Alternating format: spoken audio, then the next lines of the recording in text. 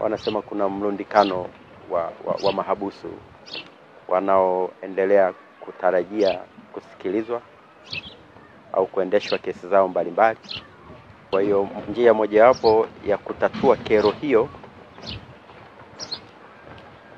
ni kupata vifaa ambavyo vinaweza kufanya kazi kwa urahisi, lakini pia kwa muda mfupi,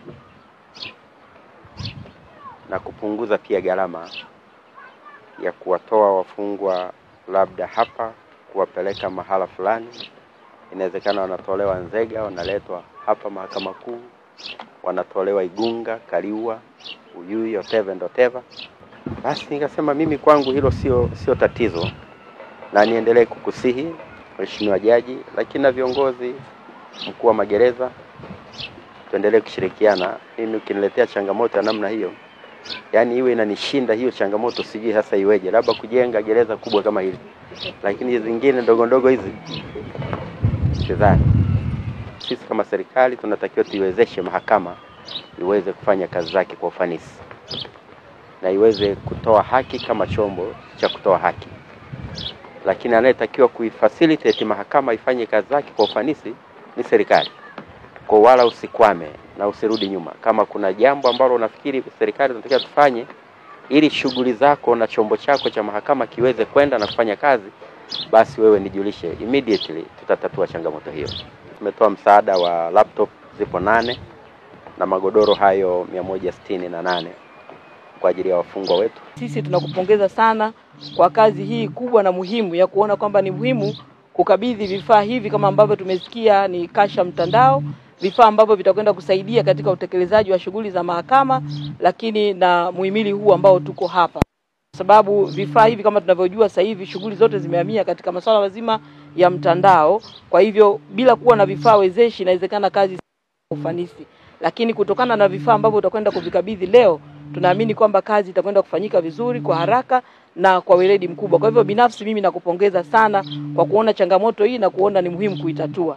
Wakati tukiwa ndani tumesikia kuna changamoto ya magodoro takriban 168 na tayari Mheshimiwa Mkuu wa Mkoa ameshaitolea majibu changamoto hiyo. Kwa hiyo mimi pia ninakupongeza na tunashukuru kwa hiyo hatua ya utatuzi wa changamoto ambayo umeifanya. Changamoto ambayo tulikuwa nayo sisi Mahakama Kuu kanda ya Tabora utaona kwamba mahakamani kule sisi tuna vifaa vya kutosha.